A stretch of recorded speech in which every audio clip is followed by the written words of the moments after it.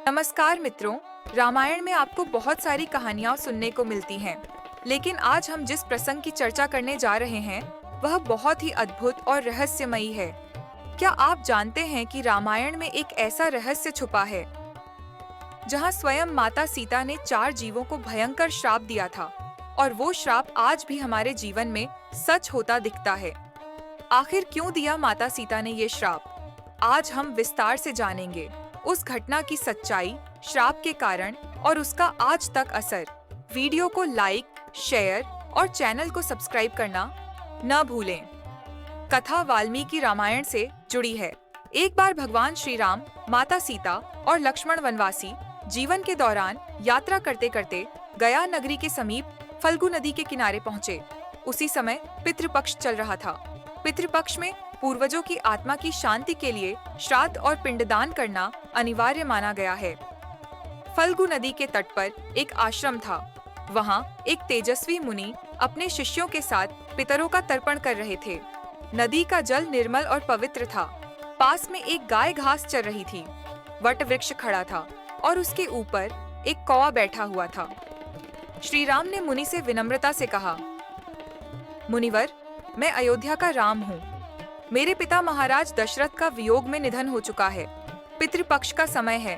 मैं उनका पिंडदान करना चाहता हूँ। कृपया मार्गदर्शन कीजिए। मुनि ने कहा, हे राम, पिंडदान अवश्य होगा, पर सामग्री लानी होगी। राम ने तुरंत लक्ष्मण को सामग्री लाने भेज दिया।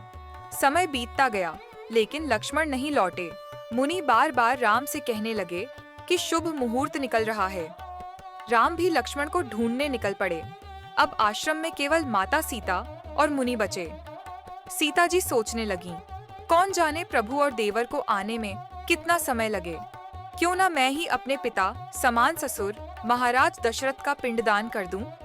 यदि वे मेरे द्वारा किए गए पिंडदान को स्वीकार कर लें, तो मेरा कर्तव्य पूरा हो जाएगा। माता सीता ने अपने बालों से पुष्प निकाले और मुनि से कहा, मुनिवर, आप मेरे हाथों से पिंडदान कराइए। मुनि ने रोकते हुए कहा, देवी, पिंडदान केवल पुत्र कर सकता है। स्त्री द्वारा किया गया पिंडदान स्वीकार नहीं होता। पर सीता जी ने दृढ़ता से कहा, यदि महाराज दशरथ मेरी अर्पण को स्वीकार कर लेंगे, तो वही साक्ष्य होगा। मुनि ने अंततः पिंडदान कराया और आश्चर्य, राजा दशरथ ने सीता के द्वारा किए गए पिंडदान को स्वीकार कर लिया। कुछ ही देर बाद राम और लक्ष्मण सामग्री लेकर लौटे। जब राम ने पिंडदान करने की इच्छा जताई, तो मुनि ने कहा, हे राम, पिंडदान तो पहले ही हो चुका है। माता सीता ने आपके पिता को पिंड अर्पित किया और उन्होंने स्वीकार भी कर लिया। राम आश्चर्यचकित हो गए। ये कैसे संभव है? शास्त्रों में तो लिखा है कि पिंडदान पुत्र ही कर सकता है। राम ने सीता से पूछा, सीते, क्या ये सत्य है? सीता जी बोली, हाँ प्रभु, मैंने ही पिंडदान किया है और इसके 5 साक्षी हैं। स्वयं मुनि, ये फल्गु नदी, ये गाय, ये वट वृक्ष और ये वट वृक्ष पर बैठा कौवा। राम ने जब सब साक्षियों से पूछा, तो सब मौन हो गए। किसी ने भी सीता जी का साथ नहीं दिया। केवल वट वृक्ष ने सच कहा, हाँ महाराज, माता सीता ने ही पिंडदान किया और महाराज दशरथ ने उसे स्वीकार किया। तब जाकर राम ने मान लिया, लेकिन माता सीता अत्यंत दुखी हुईं। उन्होंने सोचा, इन सब ने सच्चाई जानते हुए भी मेरा साथ नहीं दिया। तब उन्होंने चारों को श्राप दिया। एक मुनि को श्राप, धन से तुम्हारी भूख कभी नहीं मिटेगी। जितनी दक्षिणा मिलेगी उतनी कम लगेगी। धन रहेगा पर संतोष कभी नहीं होगा। 2 गाय को श्राप, तुम्हारा मुख सदैव झूठा रहेगा। तुम जूठन खाओगी और कलयुग में मनुष्य तुम्हारी पूजा करेगा, पर पूरे शरीर की नहीं, केवल पीछे के अंग की। 3 कौए को श्राप, तुम्हें अपना भोजन स्वयं नहीं मिलेगा। तुम हमेशा दूसरों का अन्न छीन कर ही खाओगे। 4 फल्गु नदी को श्राप, तुम्हारा नाम नदी रहेगा, पर तुम सदैव रेतीली रहोगी, जल से वंचित रहोगी। वट वृक्ष को आशीर्वाद, तुम्हारी पूजा होगी। सुहागिनें तुम्हारे तने में धागा बांधकर अपने पति की लंबी आयु का व्रत करेंगी। दोस्तों, आज भी इन श्रापों का प्रभाव हम देख सकते हैं। मुनि या पंडित कभी भी दक्षिणा से संतुष्ट नहीं होते।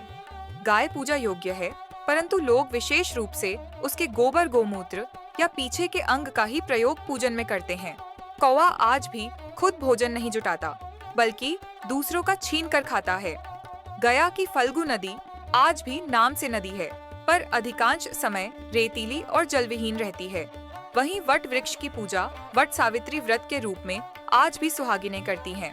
तो दोस्तों, आपने देखा कि कैसे माता सीता ने 4 जीवों को श्राप दिया और आज तक उसका असर हमारे जीवन में दिखाई देता है। यह कथा हमें सिखाती है कि सत्य का साथ हमेशा देना चाहिए, वरना परिणाम पीढ़ियों तक भुगतने पड़ते हैं। अगर आपको यह दिव्य प्रसंग अच्छा लगा हो तो वीडियो को लाइक और शेयर जरूर करें और कमेंट बॉक्स में लिखना मत भूलें। जय श्री राम।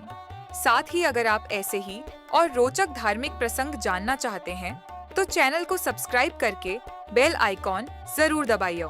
हम फिर मिलेंगे एक और अद्भुत कथा के साथ। धन्यवाद।